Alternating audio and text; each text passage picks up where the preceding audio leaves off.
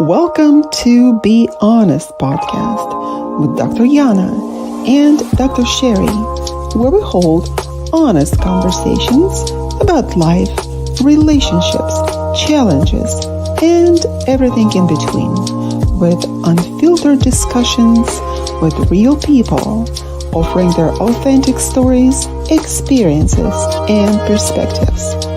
No topic is off limits and no story is too small. Join us on United Public Radio Network 107.7 FM.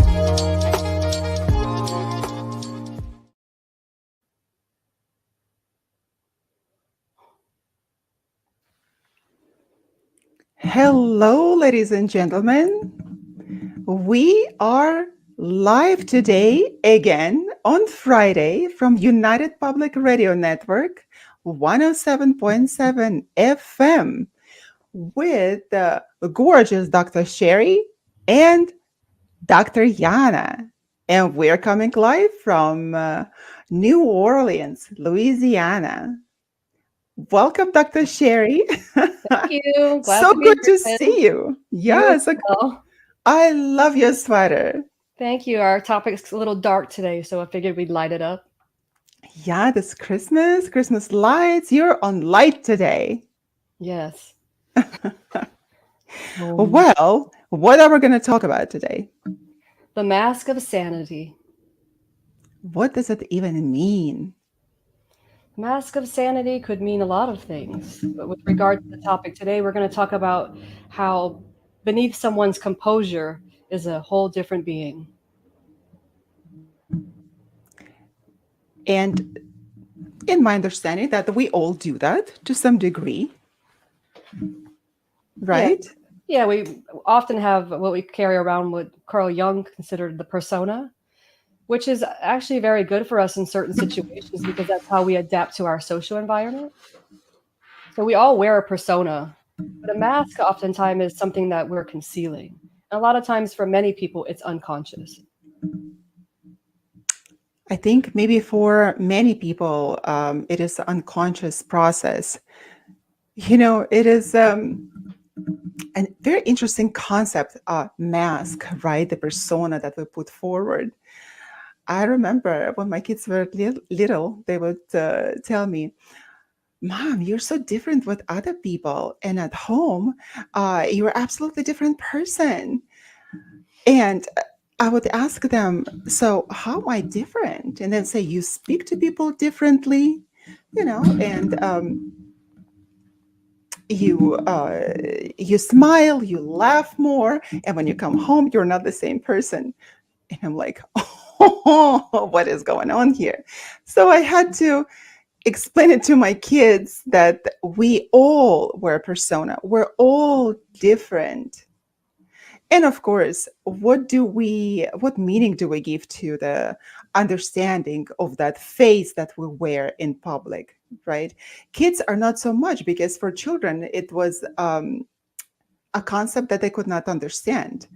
But I had to tell them that we have to wear a mask in public. If we don't want to be hated or disregarded because our face sometimes can be pretty ugly, and we're social creatures, we have to adapt. We have to put our best face forward. Although a lot of people they tend not to do it at all and disregard the society in general. I think children live in the moment, so they're not captured by fear of what people think of them, fear of how I'm appearing to the outside world. So they live in the moment. But it's what a great observation that they brought to light for you that, hey, mom, you're so much different in public than you are Yeah. with us at home. What's going on? Pay attention to yourself, right? What is it? How Lift come the you're mask, mom. and when they got older, Victoria would just say, my oldest daughter, she would just say, Mom, at home, you have this resting bitch face. I'm like, oh, what's going on? And this is the thing. When we are with ourselves, we wear a different face. And to the public, we show a different face. So we, throughout life, throughout the day that we live, we wear different faces. And that is absolutely normal. That is a normal part of the day. Yes, it's an adaptation to your environment, to your social situation. So we tend to wear certain masks. I mean, if you're going to go to a perhaps a funeral, I'm sure you're not going to be clowning around and laughing the whole time while you're there. So you put on, maybe that's not a good thing to bring up here. However, because I guess you should be happy in that situation too. We're laughing now. Oh my God. Yeah, that's not a good example. But at the same time, that uh, in Jewish tradition, for example, yeah, at the funeral, of course, it's anywhere, I guess, in every tradition that you have to be serious and you have to take it seriously. However, it is prohibited to cry and lament like it is accepted pretty much in many other cultures. There, you're not allowed to cry. And even after that, when essentially you celebrate life and not death, what is it called? When people get together after the funeral, what is it called? I forget. Sometimes they have a luncheon. I guess that's what it is, right? The luncheon to celebrate the. I don't even know that in Russian, and you don't know that word in English. That tells us that how much we know about this topic. And of course, preferably, we don't want to know too much about it, but we do know we have to talk about it. In Jewish tradition, you're not supposed to be sad. And in fact, on those luncheons, people are supposed to laugh and tell jokes and celebrate life to make the departure of the deceased easier to pass onto another world. So Hmm. if you see people laughing and telling jokes, it is okay. So you and I are laughing right now, it's still okay. Because I was telling that if I die before all of my loved ones, I said, I don't want to have any sad music there. I want it to be celebrated, not my death celebrated, of course, because I said I'm going to be looking down from above. Whoever's going to be celebrating my death, I will punish them. But celebrating life, of course. So I want the good music, funny music, the happy, and I want people to rejoice and remember me. So, and I think it is the souls also of the people who died. They have an easier way to depart, and I think that's been a tradition. The meaning behind that tradition.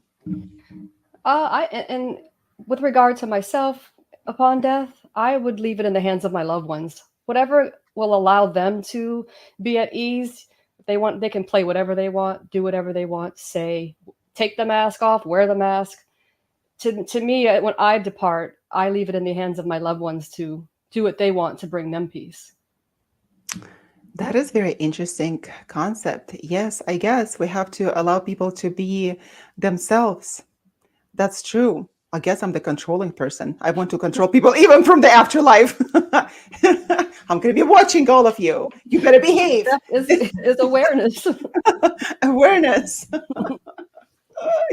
Speaking of controlling, that's a big part of psychopathy, which is Yeah, part controlling and of manipulative. Come on. insanity.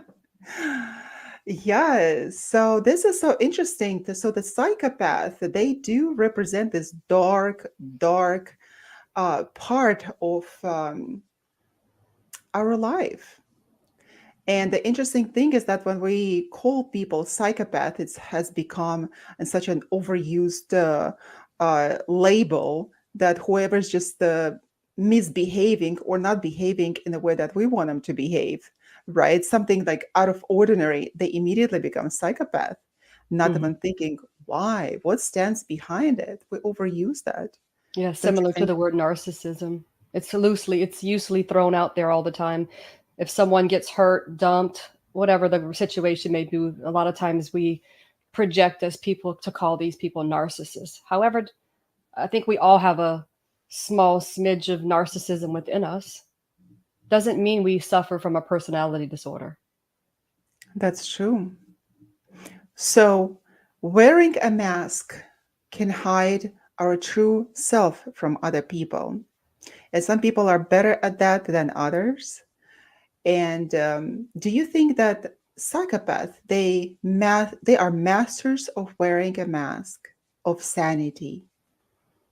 Yes, I think that they, if you want to call them masters of it, I don't think that they reveal themselves as who they are. They always reveal what they want from something for more than, like, I would say, self gain, self absorbance, whatever fits their needs or wants and desires, and goes against the grain of what is society would perceive to be as normal behavior.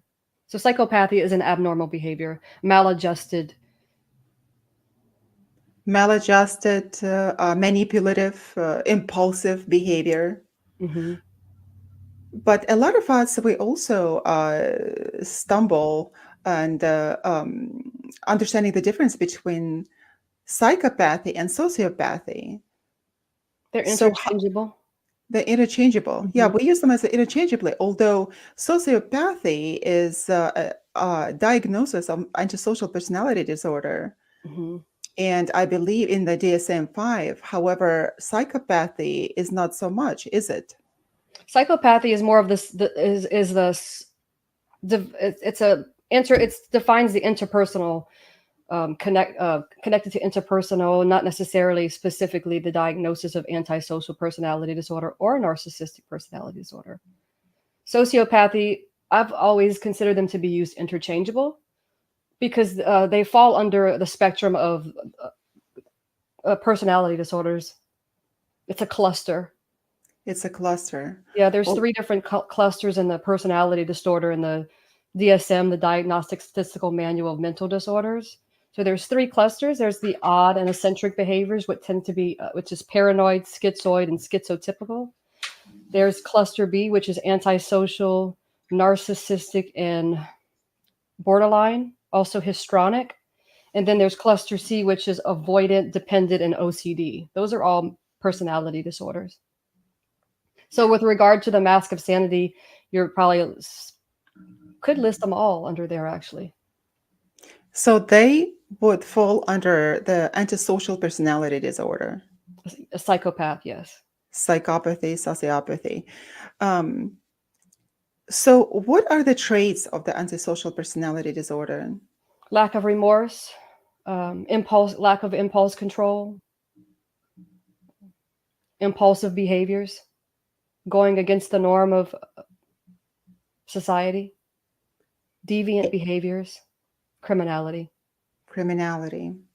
Whereas if you compare that to narcissism, the core of narcissism is more about an inflated sense of self, which I believe also plays a part in antisocial personality disorder. But more specifically, narcissism is more self-absorbent, and people who have are often are diagnosed with narcissistic personality disorder can have a small tinge of remorse and empathy, or they can use it to benefit themselves. Whereas people with antisocial personality disorder may lack complete remorse or empathy. Then, what is the difference between sociopath and the psychopath?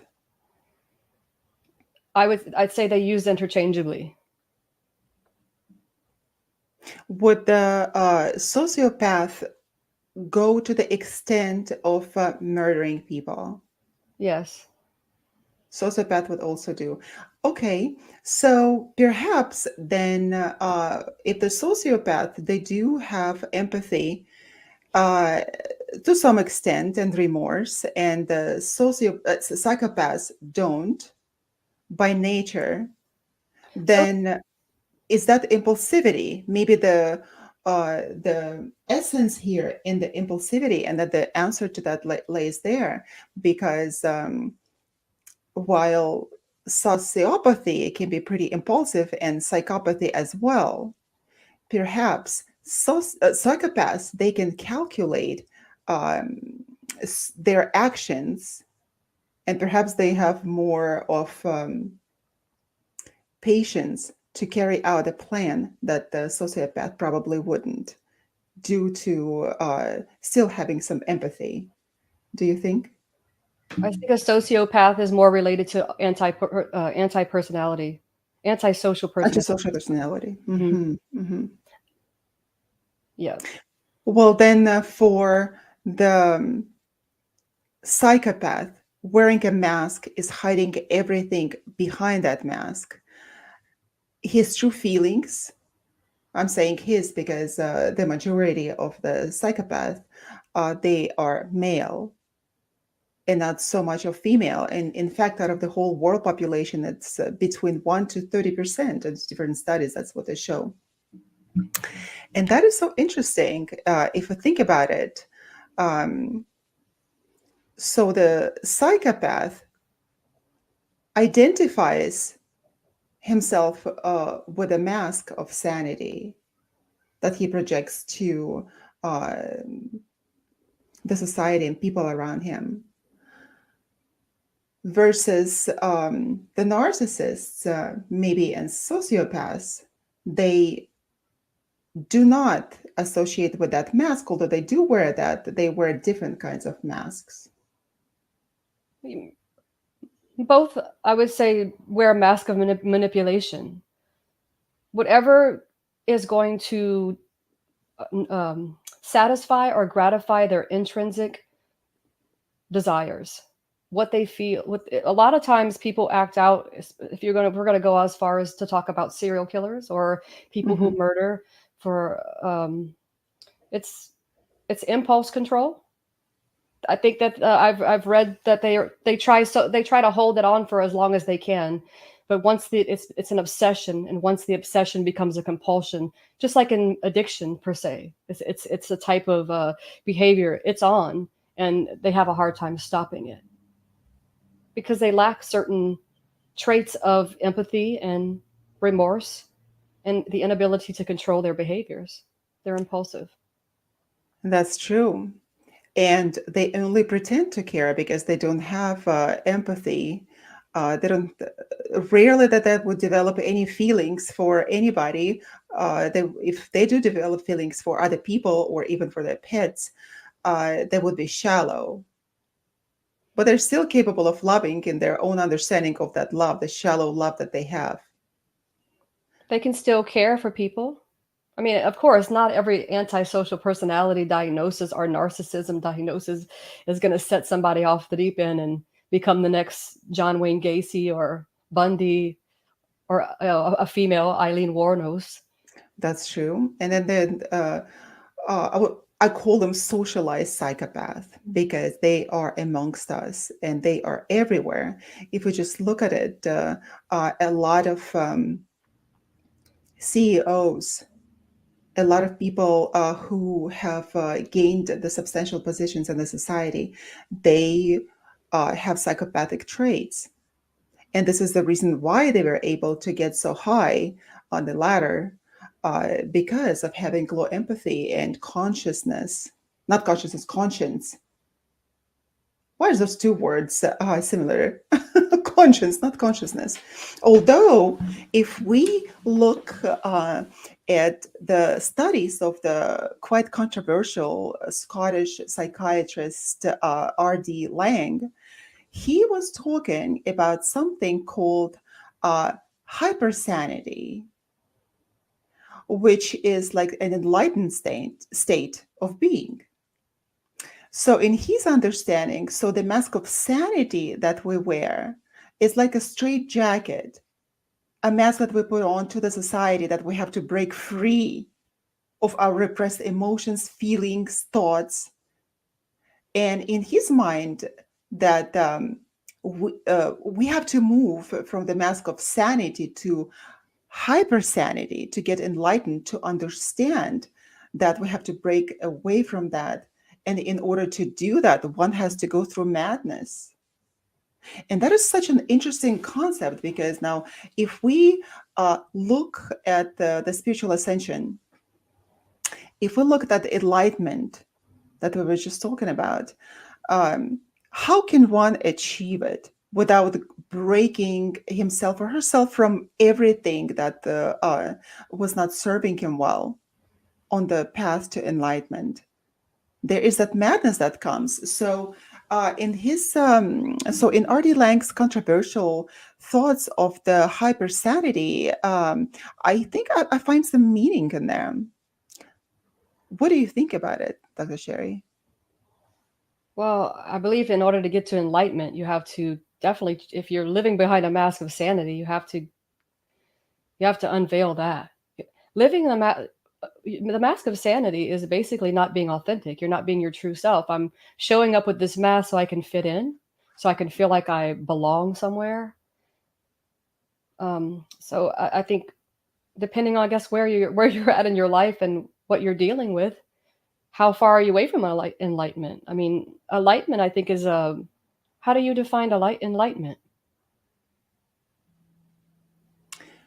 Each and every one of us, I believe, we are on our own path to enlightenment, to the understanding of our higher selves. If we can ever get in contact with it, a lot of us are asleep and we don't even think about it. And if psychopathically inclined person would ever decide to move beyond that, because they do have an understanding of their behavior. So I guess that would be they would have to go through a stage of madness to reach hypersanity, to reach the enlightened state, in order to better themselves and to stop their behavior, to go to therapy.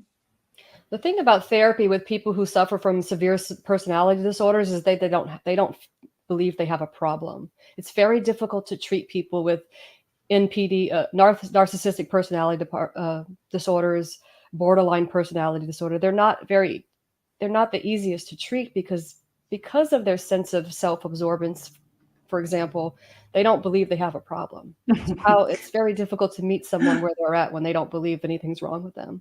Absolutely. And then you can never find any narcissists in therapy, right? Psychopaths don't knock at the door of the psychiatrist or psychologist and say, "Hey, I have a problem. Can you help me with that?" Because they already know better than that professional. Yeah, they don't want to acknowledge that they have a problem, of course, and people around them suffer, but it's all their own fault because, like narcissists, they try to protect their own fragile ego. So, when I was thinking about this topic of mask of sanity, I came across one interesting book that was written by American psychiatrist Harvey Clickley in 1941, and the book is called "The Mask of Sanity." And that is so interesting that you proposed this topic to discuss, Dr. Sherry, because it is a very pertinent topic to our everyday life. We may not think about it, but it touches us one way or another during our lifetime. For example, he talks that psychopathic person perfects miming of a normally functioning person and able to mask a fundamental lack of internal personality structure and internal chaos that results in repeatedly purposeful destructive behavior. So they may be absolutely charming, intelligent, going out of their way to charm you and to persuade you into anything that they want you to do. They learn to mirror you. They learn to mirror others. That's how they learn to pretend to have emotion. They learn to they learn how to mimic it. And that is how are more they more overtly express feelings and emotions, while other people won't. This learn to mimic normal people, so to say, and in order to achieve their goals, because they don't have any ability to experience emotions, so that is why they have to mimic. If we think about the psychopathy here, and trying to understand it, and not just call any person that we meet on the street who is driving, for example, erratically, "Oh, he's a psychopath, he's a psycho." This is what we call him, is psycho. It would be really sad to live in a society with so many psychos there. It's a What very had low percentage of the population that are actually psychopaths. that are actually psychopaths clinically. However, it's really difficult to diagnose them as well. But the sad thing about it is that it doesn't matter how much you know about psychopathy or narcissism for that regard. It doesn't matter how much you know. And what kind of an expert you are in these matters. At some point in time in your life, a psychopath would be able to fool you because, as human beings and the members of the society that we live in, we want to be nice to each other. We want to fit in. We don't want to have any problems. We don't want to have conflicts most of the time. We want to play along to be a good member of the society. But for them, liking empathy, they have to come and become chameleons with us. And what happens is that they can be so charming that even the most expert of experts can be fooled and consider that person a genuine human being. So if there are any of us, I was one of them. And I'm not saying that I know so much about psychopathy, but I remember that I met a person that I thought for the first time in my life who did not have any empathy, no emotions whatsoever, was completely manipulative, and I couldn't understand it, how a person can be like that, and my feelings were hurt. And I'm not an easy person to hurt because I learned how to grow a thick elephant skin so people wouldn't be able to affect me so easily. However, with the psychopaths and their charming personalities, they can get into your soul, they can get into your entire essence, and you will think that they are the best people in the world up until you learn the lack of emotions and complete and total superficiality in everything. But it takes time, of course, to learn. But we shouldn't be blaming ourselves for that because I was so hard on myself that how couldn't I see what was happening there? So um, with time, Sherry, I understood that it had nothing to do with me. And it had nothing to do with me being gullible person. It just had to do with the fact that I was a good person, like the majority of people, not wanting to have any conflict, actually trusting somebody who's presenting themselves a certain way. But in fact, that was not the case. And since then, I've realized that there are many people like that around us. Many people who would just take advantage of you and would have this Machiavellian nature that they would impose on other people just to gain what they want.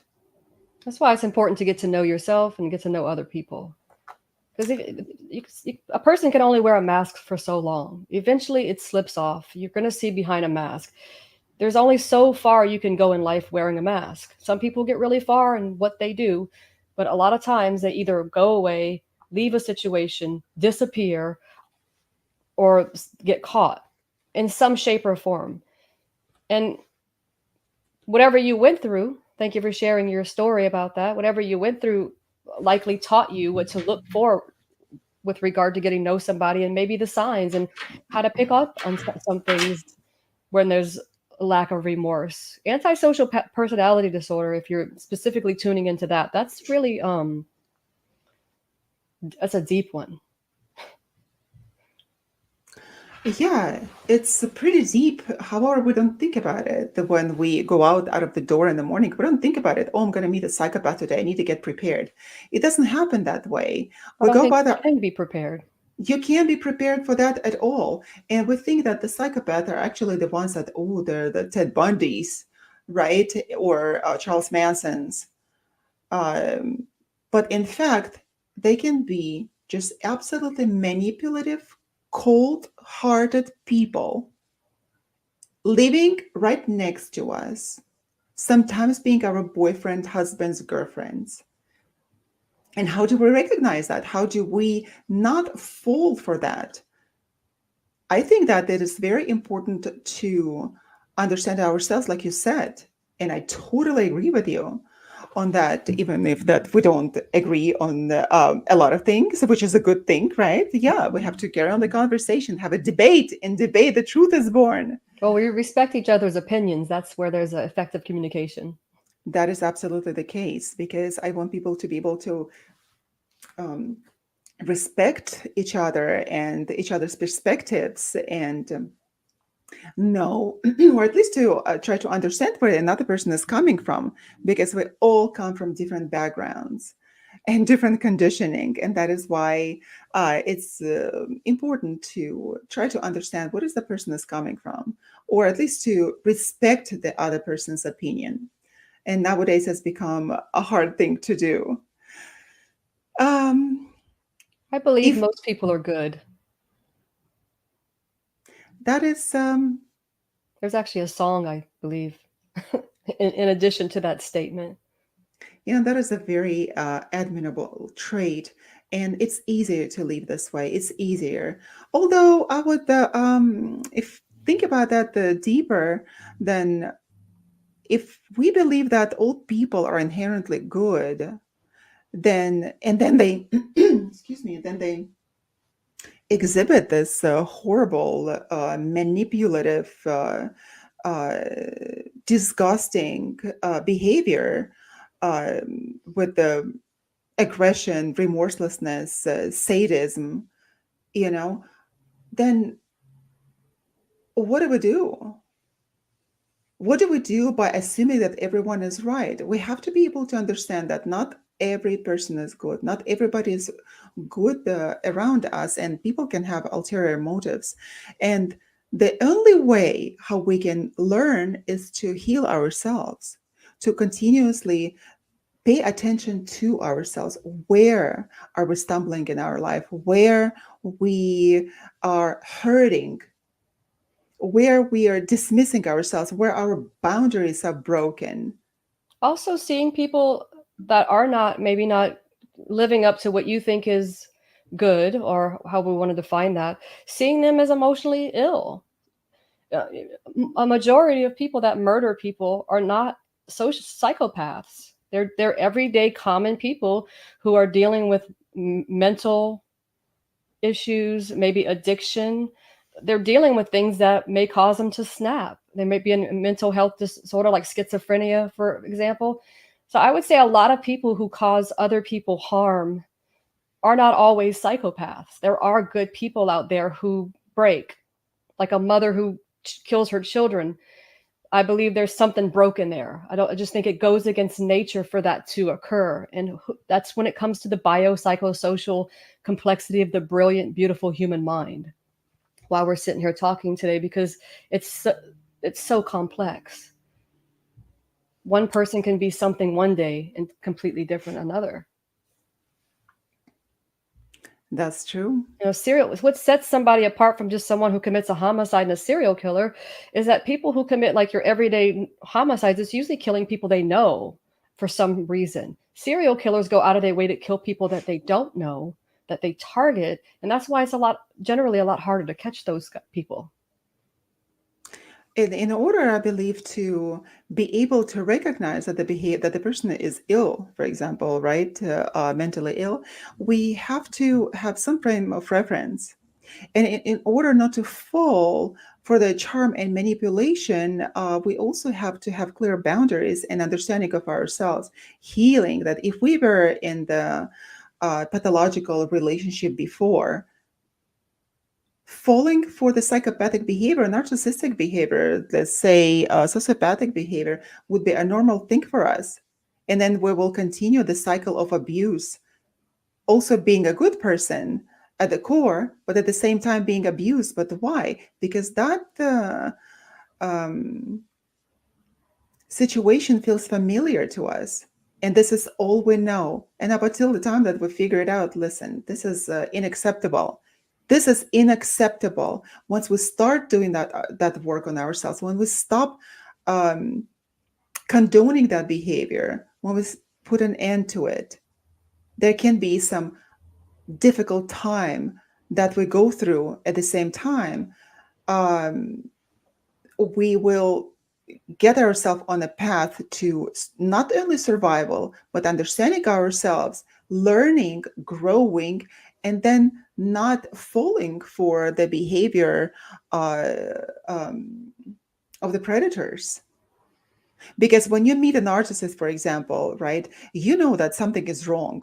Uh, you immediately can sense it, but it's for the healthy individual. But if you're lonely, for example, dysregulated, codependent, you will be thinking that, this is a normal behavior. I'm okay with that, completely overlooking the red flags, right?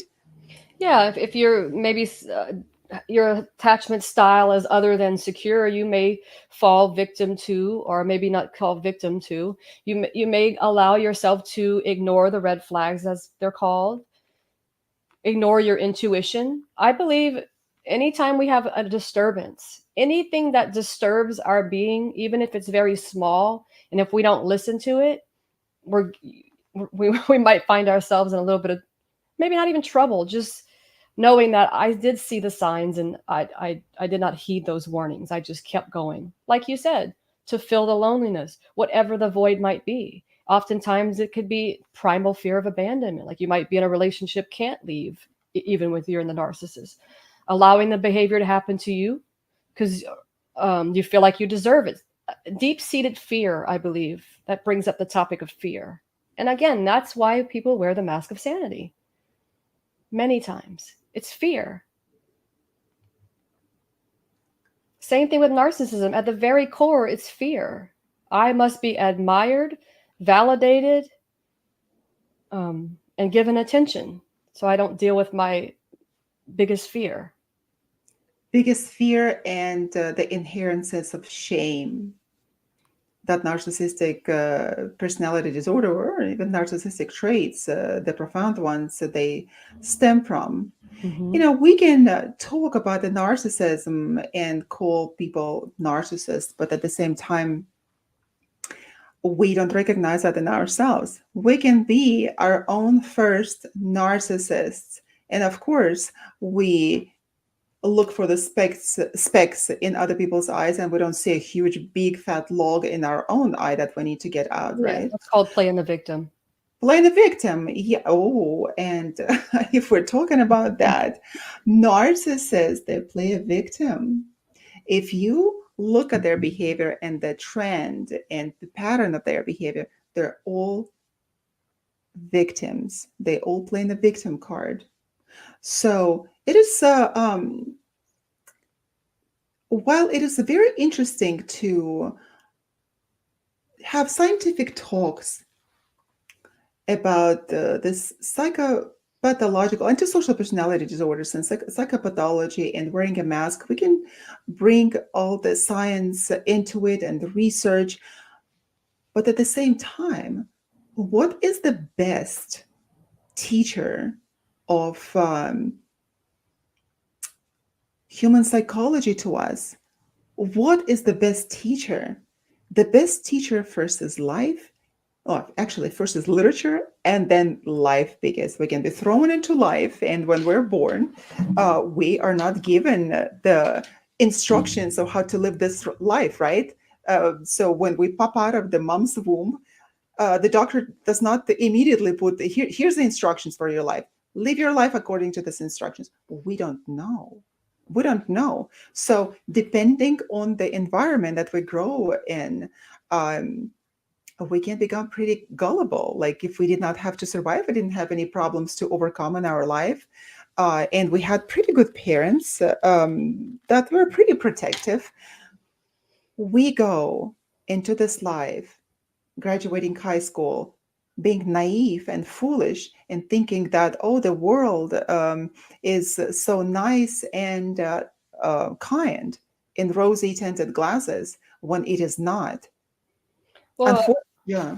the prefrontal cortex of our brain is not fully developed until we're 25. So when you're dealing with teenagers and all these things and their perceptions and perspectives of the world, they're not fully developed in their brain. So therefore, of course, they think it's, let's, that's, I think that's what defines rebellion in teens. They're out there to conquer the world because little do they know they have a lot more development up there in the brain. This is so funny that you're saying that. I was gonna just excuse my behavior up until I was 25 years old. But then what is the excuse for my behavior after that? So there's no excuse. Well, it's like, it's biological. Our makeup is that we are as unique as our fingerprints. Not one match. There's not two people in this world that are alike, even twins, right? There's even studies that show that they have differences in behavior. That's a whole nother topic. I won't even go down that avenue right now. But there's so many different complexities that make us who we are. I'm a big proponent of the attachment theory. I think how children are raised and what they're exposed to is a major factor. However, they say things are like ancestral, generational. It's like generationally from our ancestors pass things down. So even people we haven't even met, we're carrying on parts of their innate behavior. That is so profound because that makes a lot of sense. Not only biologically, we're predisposed for certain behaviors, even psychologically, and we also carry the memories of our ancestors for the way that they have behaved, or the way they had behaved in the past. So, in order to understand ourselves, we have to learn our own personal history. And if something just doesn't make sense, if we continue to have certain patterns, we have to look into our past. But I also believe that one of the greatest teachers is literature. By reading books, and I'm not saying that we have to, that the modern literature, call it there is a lot of yellow press literature, which is so insignificant. It is pop culture literature that doesn't give you the insight into the human psyche.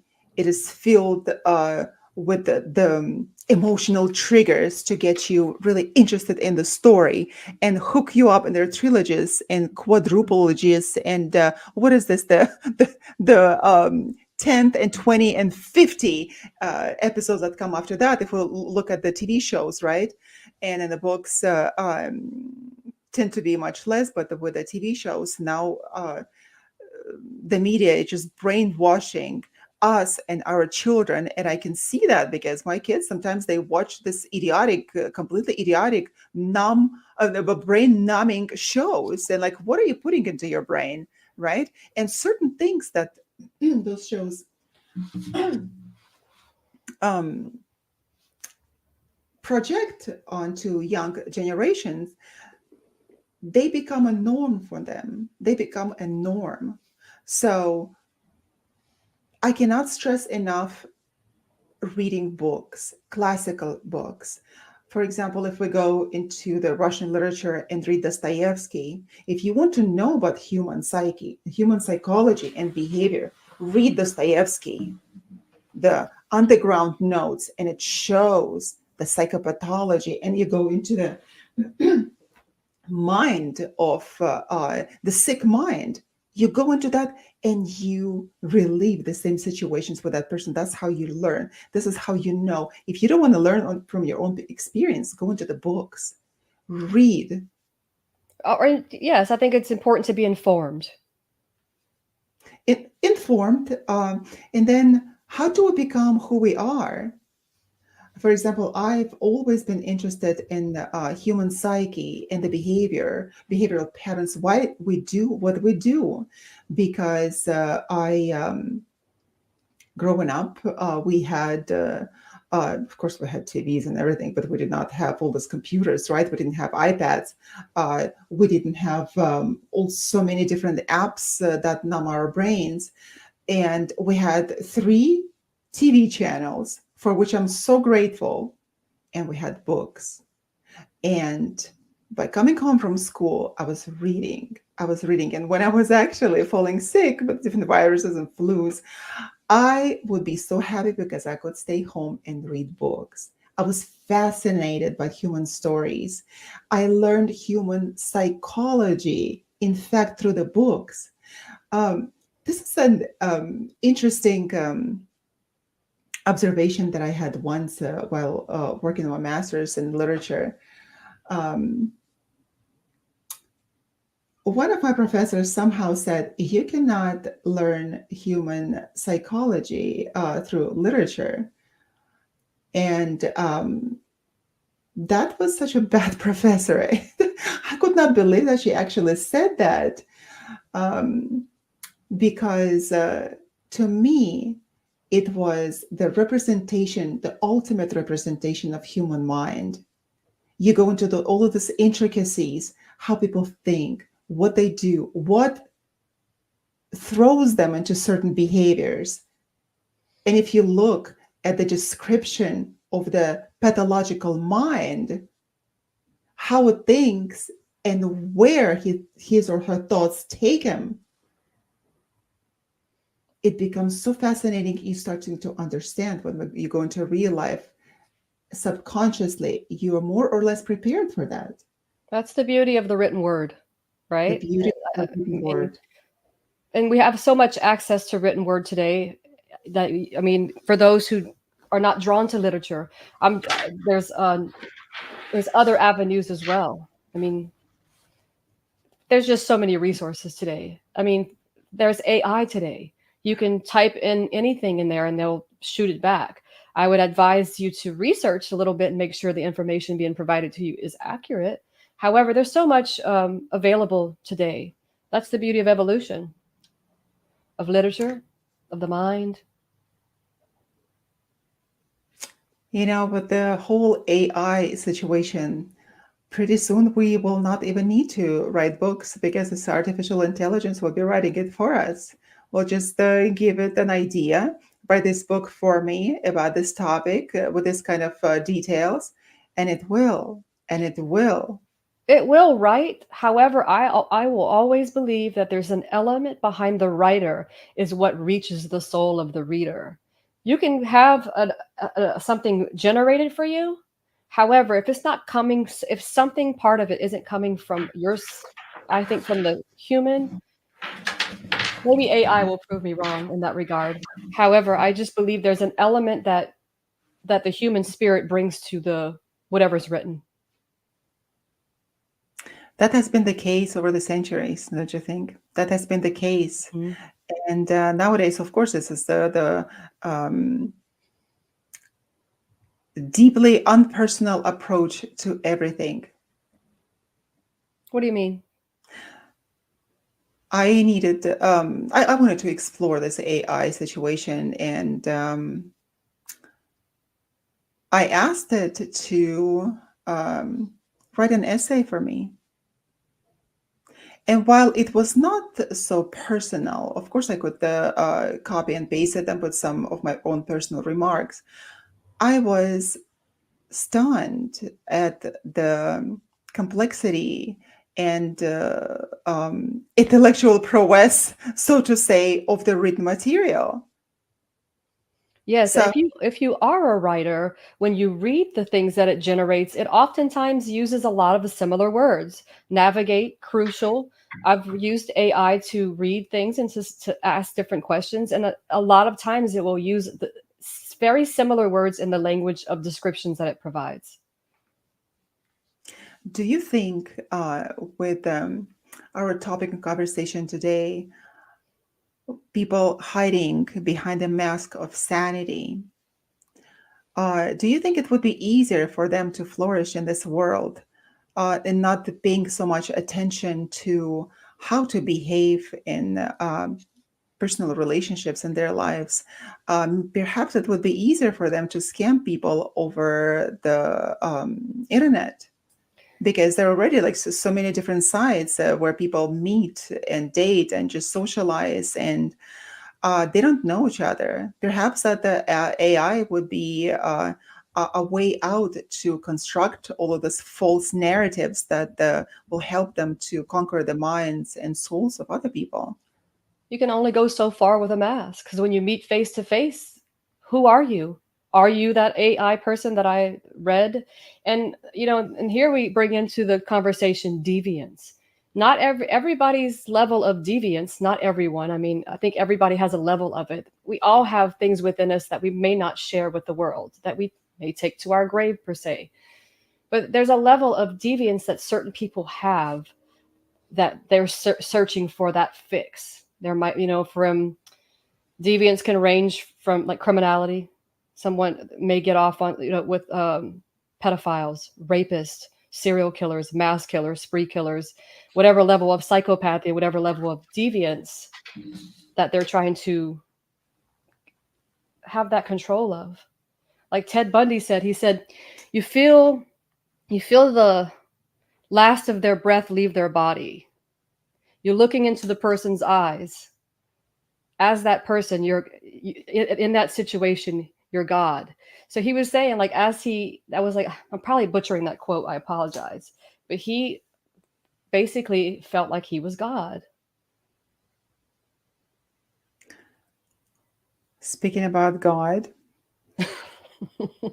ladies and gentlemen, we are coming to you live from the United Public Radio Network, 107.7 FM, from beautiful New Orleans, Louisiana.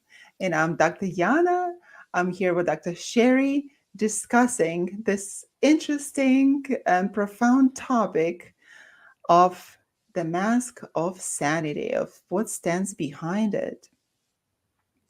Well, Dr. Sherry, you mentioned the eyes, how they look, and how they are fascinated by the human eyes. However, people who came in contact with psychopaths, they report that their eyes are empty. They lack life.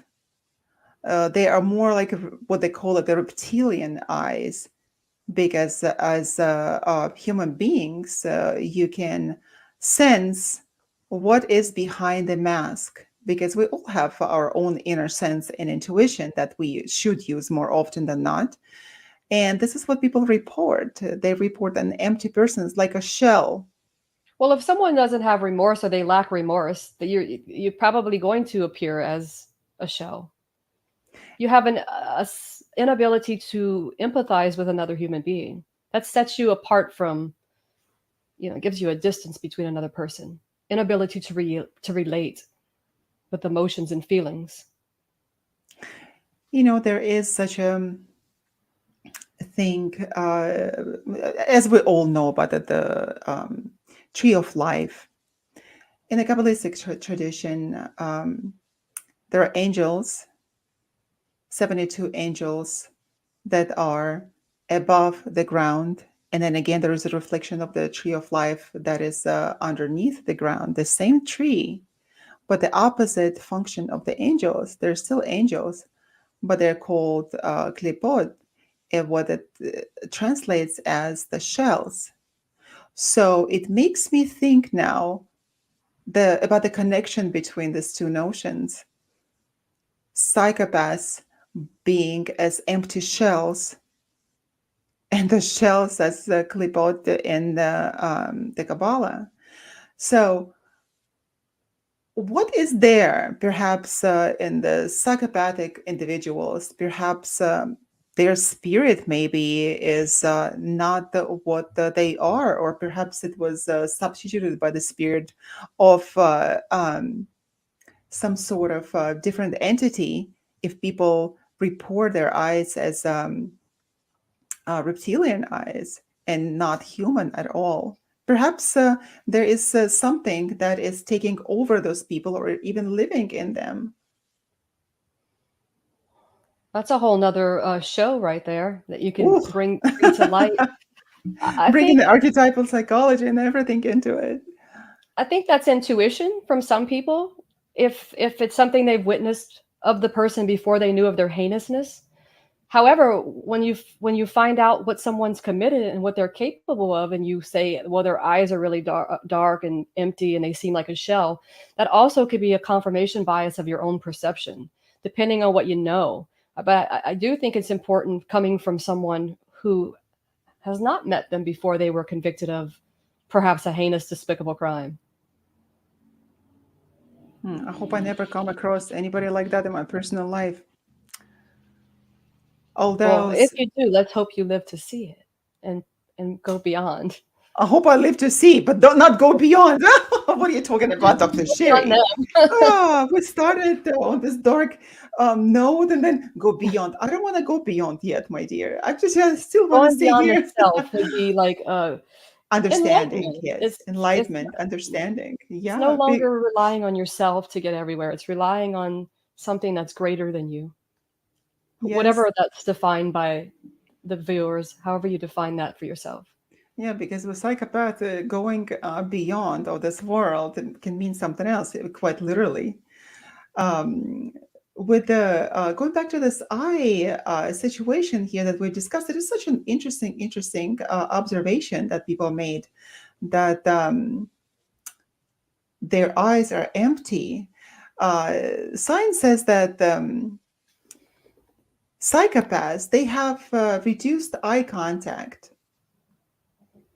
This is very interesting, and of course, that can be an indication of other personality disorders. And they also have reduced the blinking, and it is done in order to persuade their victims.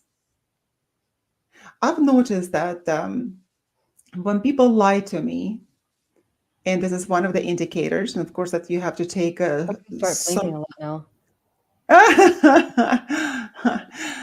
Well, thank you very much. You're not saying anything. You can just like stop blinking. But I'll be watching you when you talk to me so closely, Dr. Sherry. Just like that. Yeah, reduce blinking because they would just look at you, the liars, they would look at you straight in the eye and not blink. Because somehow subconsciously they know that they have to put the best foot forward and appear as trustworthy, and blinking somehow gives you away. But that's also not the indication of the lying. Of course, you have to take all of the unconscious body behavior to understand if the person is lying or not. But I think it is very important for us to also learn how people lie, not only to have our own inner understanding or our own rely only solely on our intuition just to understand if the person is lying in front of you, but also to uh, make an inquiry into the literature to understand how people lie. How do I determine if the person is lying in front of you? Because their body language is going to be totally different. And you have to know the baseline of that person, how he behaves, how they behave. I have to adopt this they pronoun, how they behave, not to be so personal, of course, because I don't want to say that uh, men are more prone to lie than women. There are so many atrocious women at the same time as atrocious men, and their behavior is so despicable. So I'm not trying to insinuate that, but we need to understand how people lie. And in order to do that, we have to get educated. But at the same time, what I noticed while I was working on how to understand a human behavior, how to understand their lies due to their body language, how to read people. There was one person, I overlooked one characteristic. There was one person that I could not understand whether the person was lying or not. And over the years, I would just find him very trustworthy somehow, but there was this inner voice that was telling me that the person is lying. But me looking at the body cues from the intellectual standpoint, I could not really understand if the person was lying to me or not. So I had this disconnection between my mind and my soul. I had the what is called the cognitive dissonance. I could not understand how come. I don't understand. They all had to come together, but I wasn't understanding that. So I learned that the person was ambidextrous, and not just left-handed or right-handed. The person was ambidextrous, because you can learn a lot about the person if they're right-handed or left-handed. But if the person is ambidextrous, it's pretty difficult to learn if the person is lying or not, that I've noticed. So it has so many different facets how to figure a person out. So in order how to safeguard ourselves from psychopaths and manipulators, this is one of the ways. Yeah. But Dr. Sherry, I have a question for you. So how do we survive? How do we survive psychopathy when it comes to us? How do you survive psychopathy? Like if Yes. you are suffering from psychopath yourself, or Yeah, I'm just trying to get an understanding how to survive it myself. well, I have another hand here, so Both ways. I'm omnidextrous. Um, I'm I actually love it. I love ambidextrous. it. Oh, you So have three hands now. yeah, now I'm omnidextrous. It's probably not a word, however. How do you survive psychopathy? Go through it. I said, who was it? I don't recall. They said like when you're going through hell, keep going. When you get to the end of the rope, tie a knot, hang on.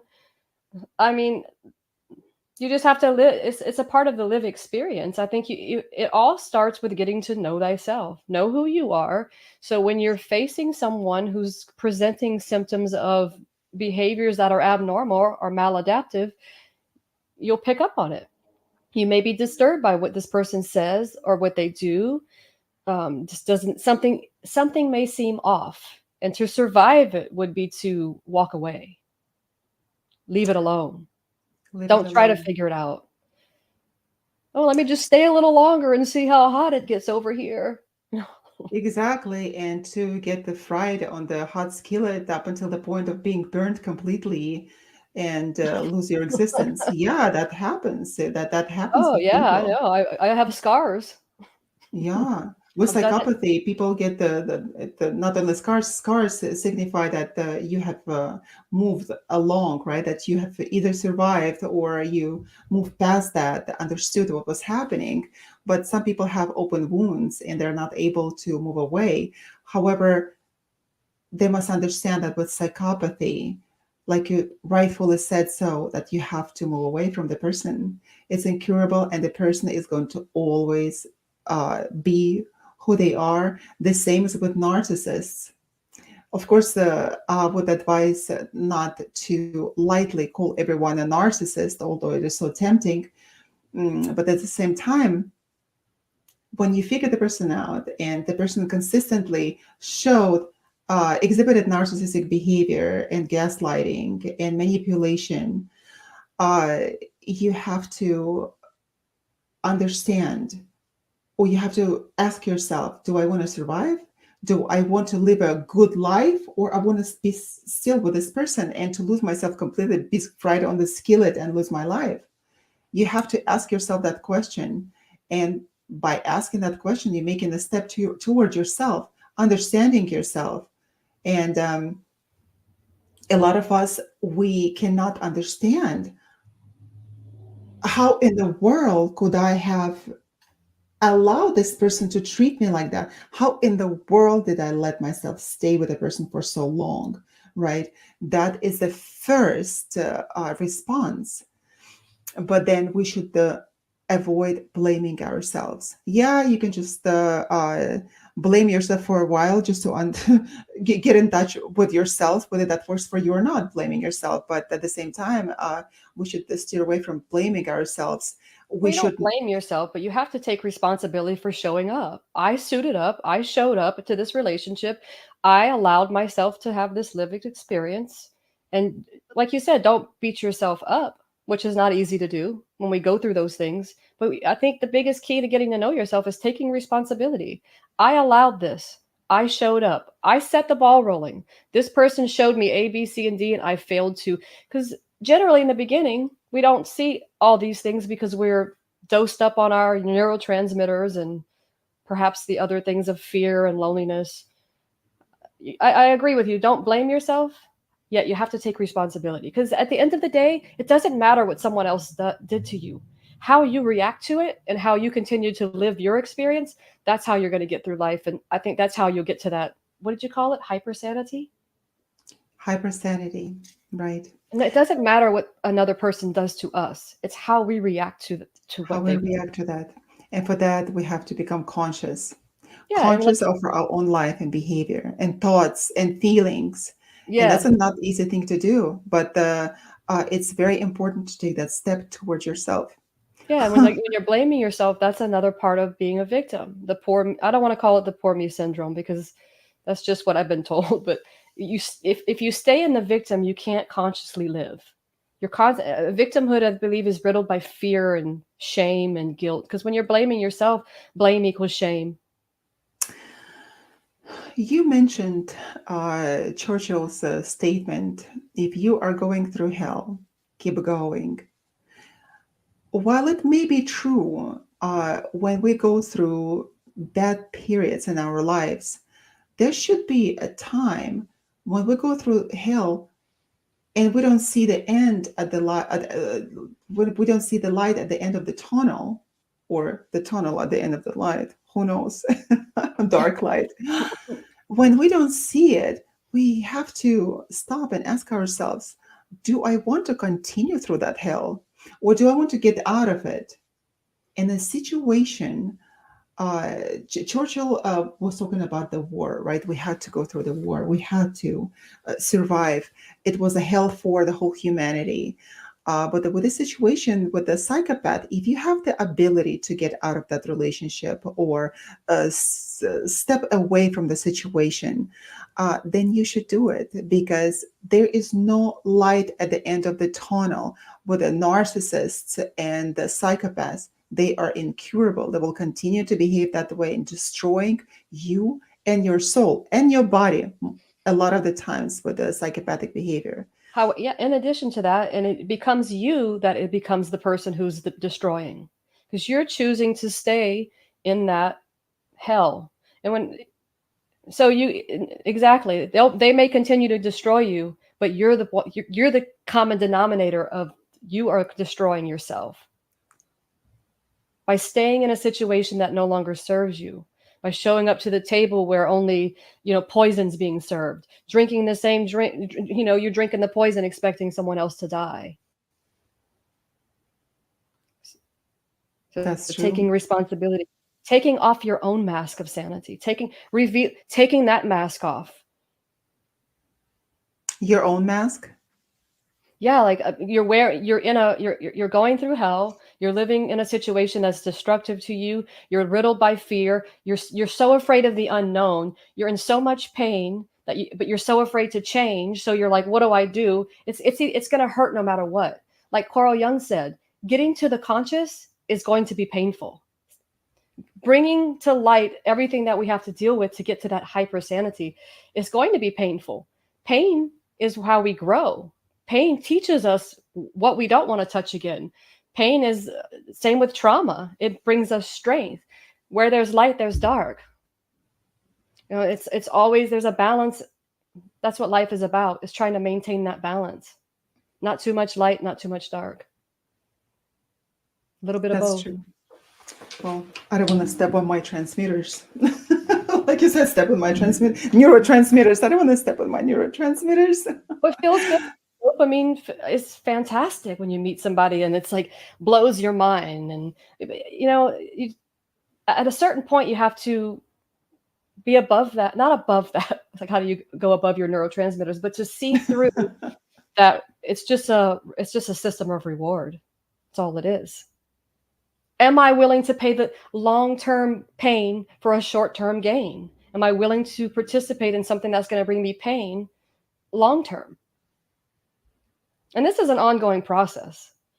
Knowing yourself, ourselves, myself, yourself, everybody, it's a lifelong process. I believe there are times in my life I'm going to I'm going to take steps back. They're going to have triggers that show up. I'm going to experience a loss in my life. I'm going to lose someone very dear to me, and I'm sure it's going to wreck me. And of course, how I react to that is going to ultimately be my fate. But there are going to be things in life that are going to happen to us. Psychopaths. We might meet one. Psychopath. Yeah, that the things that will happen to us, and sooner or later we will come with this malevolent behavior, and we have to know how to behave. Or if we don't know, we have to teach ourselves, and that is why it is so important to grow thick skin. It is so important to grow uh, um, clause at the same time. We have to, regardless of whether we consider ourselves such a good person and we should not retaliate or should not defend ourselves like the soul everything in a peaceful way. Like there was um, peaceful resistance. It was what was it that was manifesto during the World War I, I guess, in Russia during the revolution. uh, I forget what it was called, but it was the non-resistance to the oppressors, non-resistance. And this is how you win. And sometimes this is not how you win. So Sometimes you're you have to resist, and you have to resist your own tendencies to stay in a situation that is absolutely destructive to you. okay, so that makes sense. So when you say grow claws and a thick skin, you're metaphorically basically saying to gain resilience, To gain to grow resilience, resilience. and not only grow resilience, because life and life situations will help us grow that resilience, right? For us to become resilient, just as the iron is being toughened, right? It has to go through the steel, it has to go through the fire. At the same time, not only become resilient, or resilient, and resistant, of course, to the destructive tendencies. We also have to have the ability to protect ourselves, and not in a destructive way for other people, but we have to grow teeth. We have to grow claws. Otherwise, we're going to be consumed by the narcissists, psychopaths, and sociopaths. And we have to be really conscious of that. So if there are people who are playing it safe and being nice to everybody, you have to rethink it again and again. Rethink it. We can't conquer malevolence with kindness. Some people say that, oh, I'm going to kill this person with kindness. You can't kill the malevolence with kindness. So that is why you have to be able to protect yourself. I'm a supporter of killing things with kindness. So tell me, how would you kill the, say, psychopathic behavior with kindness? If the Silence. psychopath does not have any empathy or understanding, Silence. silence. Hmm. Where's the Don't give them kindness? That's being Kind kind. kindness to yourself. Do you mean kindness to yourself? It I think it's just kindness also for me very broadly speaks to seeing a person as damaged. It's empathizing no matter this person is still a human being. They're still another person's child. They're living and breathing despite their despicable behavior that I still see them as a person. I try to see them as being spiritually and mentally sick. I don't have to engage with them. However, by killing them with kindness would be to not play the game. Just be kind. If someone speaks nasty to you, you don't have to claw their eyes out. Just simply, okay. And you Oh, not to claw their eyes out, but to be able to protect yourself when someone is attacking you. And that protection is not only physical, it is also intellectual. You have to get the understanding of the other person, like you said, that the other person's condition. And that is not only through the heart, but also like you said, intellectually understand that there's something wrong with the person, but removing yourself and preparing yourself for the backlash, because they will come after you. They will come after you. They will try to punish you. And then you need to have a thick skin. And then you need to have teeth, strong teeth, in order to protect yourself. Because a lot of the times when we try to kill people with kindness, they will come back and they will try to hurt us. oftentimes when you see underneath someone's mask, and they know they've been revealed, they don't want to show up to you anymore. Either they may become destructive and harm you if they have criminal behavior or domestic or some kind of abuse. That is a possibility. So always be mindful and aware and let people know your situation and talk to people if you can. In You know? narcissistic relationships. But relationships are two components. They're interpersonal, and these days it could be four or five people. The polyamory thing. It's just a I think everything we do in life, you have to check your motive. What is my motive? Dig deep. What is my motivation to go hang out with this person? Am I attracted to this person? Do I want something from this person? What is my motive? Mo- you know, Motive is what leads us to do the things that we do. What is our motive? Is it good? Is there something stirring underneath that's going to cause me pain? So check your motive at the door. Some people check their ego. Well, go ahead and check that motive too. Yeah, we have to be understanding of our own motives, but at the same time, be very conscious of the other person's motives as well. Because in relationship with narcissists, when you leave them, when you finally decide to unmask them, when you rip their mask off, they are going to unleash their anger at you. And it's not, uh, you will not even be able to be kind to that person. You will want to save yourself. You will want to protect yourself because what happens after you break up with a narcissist, all hell can break loose. And especially if you have children with that person, especially when you cannot get out of that relationship because they will come to destroy you after that. And that is why.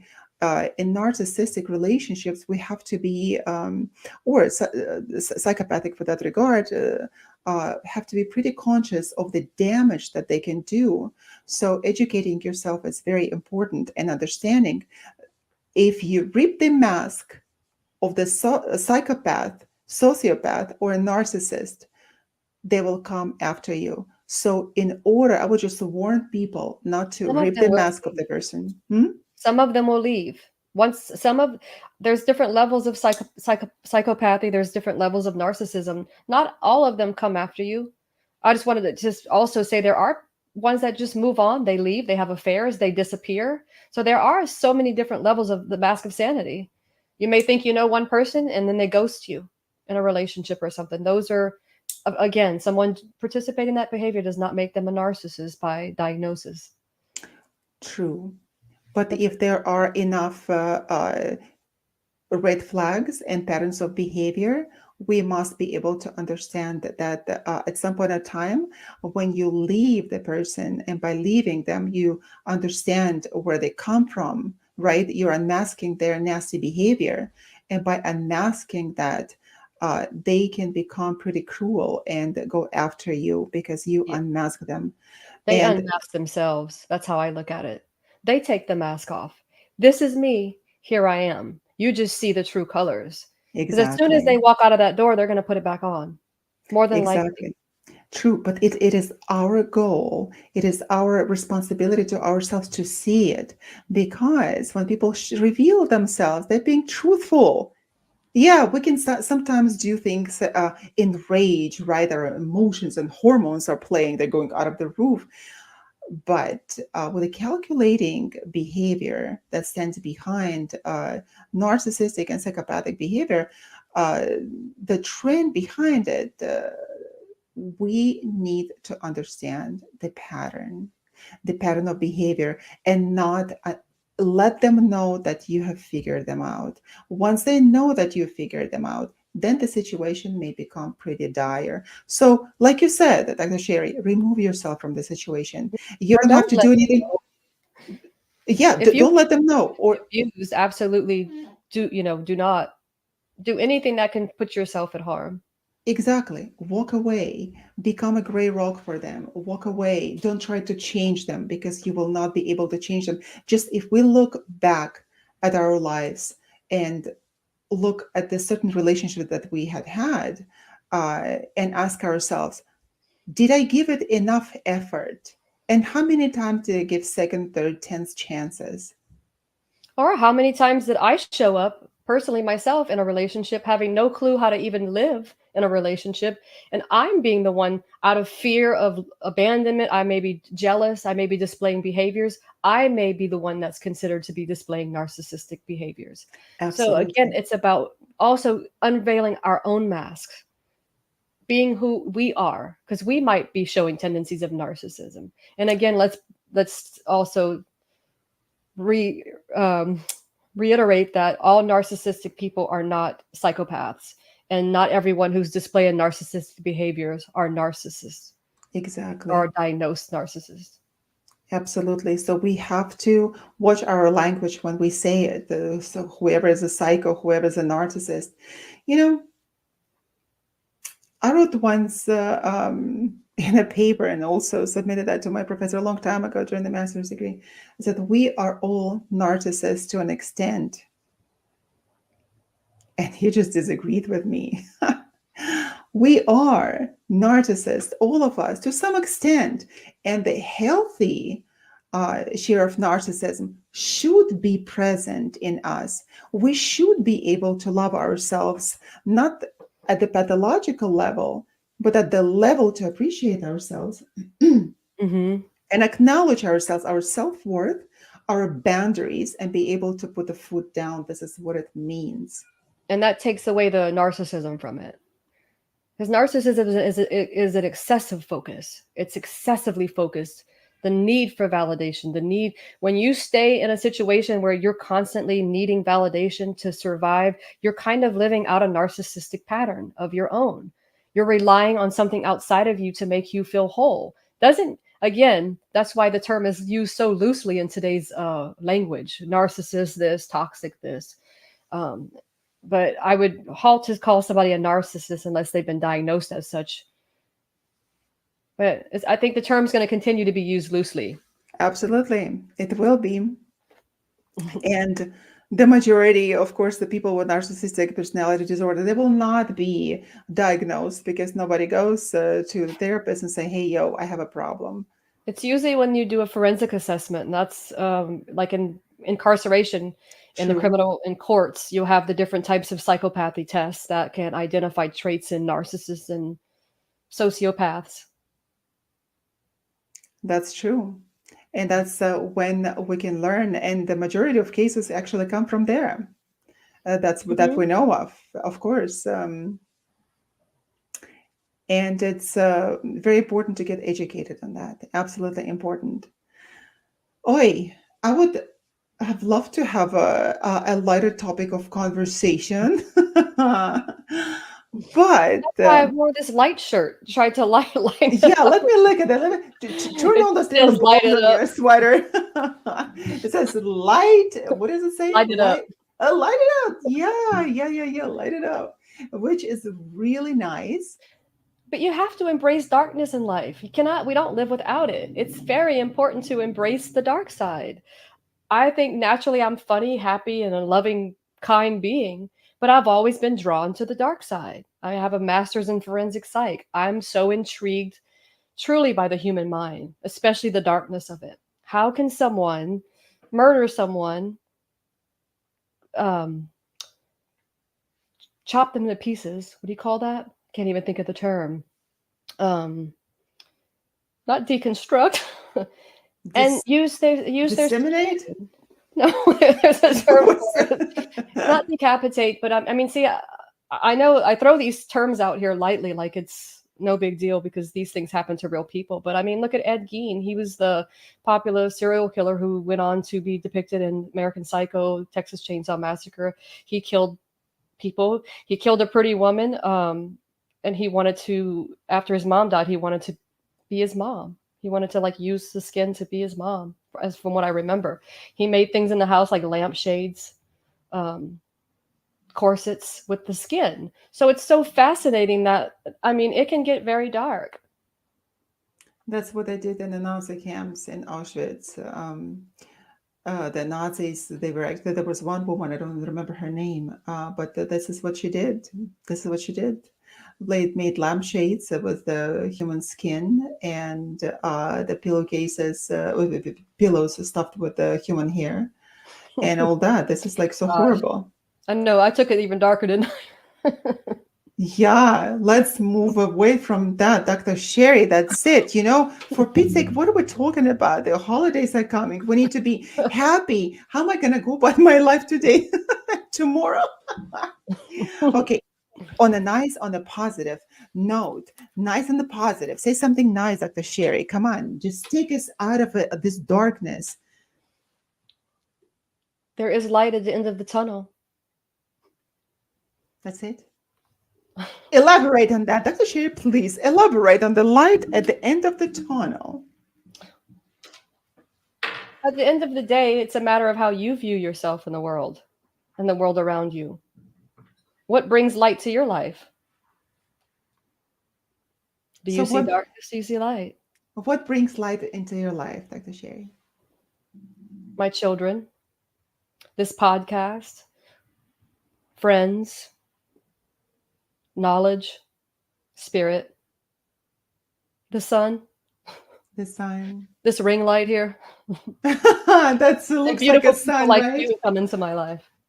Thank you, thank you. And we'll acknowledge our parents as well, and the families, and of course, friends and ourselves. So we are light in our own life as well, and the lives of other people. We're trying to bring light and enlighten people, not necessarily in a divine way, but enlighten them uh, in the intellectual terms by bringing them interesting conversations.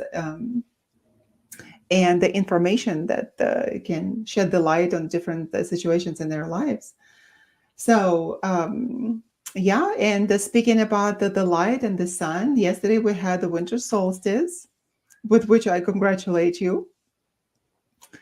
It's a very prominent holiday that people celebrated over the centuries in different cultures. It's been called with different names. And we're looking to holidays, which is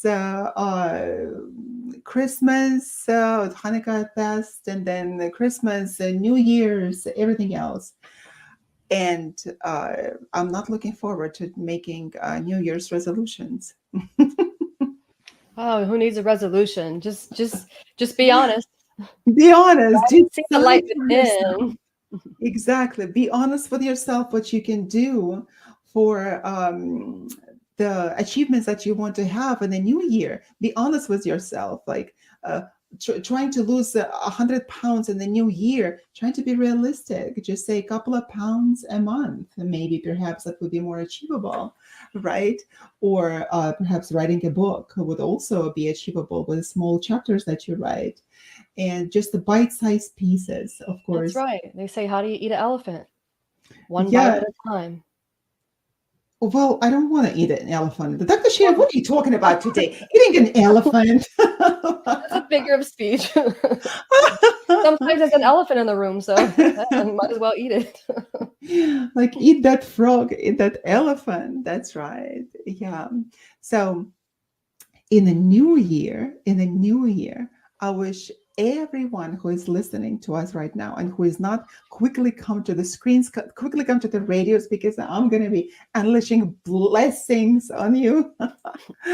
Yes, I want to wish everyone, Dr. Sherry, you and everyone who is listening to us and watching us, the blessed celebration of holidays and the blessed year ahead, to stay true to yourself, to love yourself, and to love other people next to you, and even those that you don't know, to show little more kindness to them that you normally would, and being thankful to yourself, to your family, and stay honest.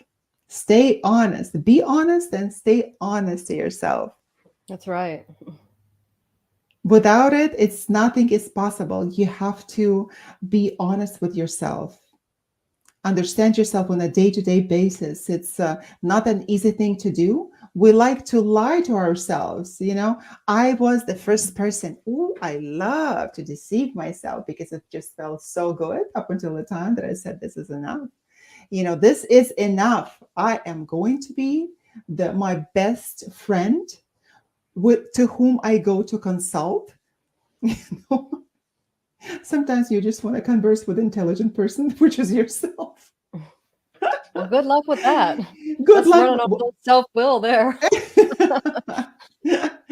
Yeah, will to acknowledge yourself as an intelligent and wise human being.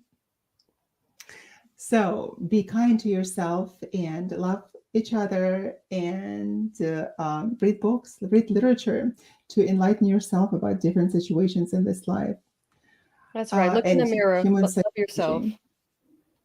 Look at yourself and be honest. Be honest. That's right. This has been the Be Honest podcast. It was a difficult topic. As you can see, sometimes it was difficult to discuss it because we all come from different backgrounds, but we did it. And maybe one day we're going to come back to it. But for now, we will have to conclude our show for today and say thank you to everybody who listened to us, who came to watch us live, who asked us questions, which we did not receive any questions today, unfortunately. Uh, but hopefully we'll do it next time. We have been live on United Public Radio Network, 107.7 FM. This has been the Be Honest radio show with Dr. Sherry and Dr. Yana. Come join us again. We will come. We'll be here again next week on Friday. And That's goodbye. right. Goodbye. Signing off. Be honest. Signing out. Be honest, guys. Bye, everybody. Bye.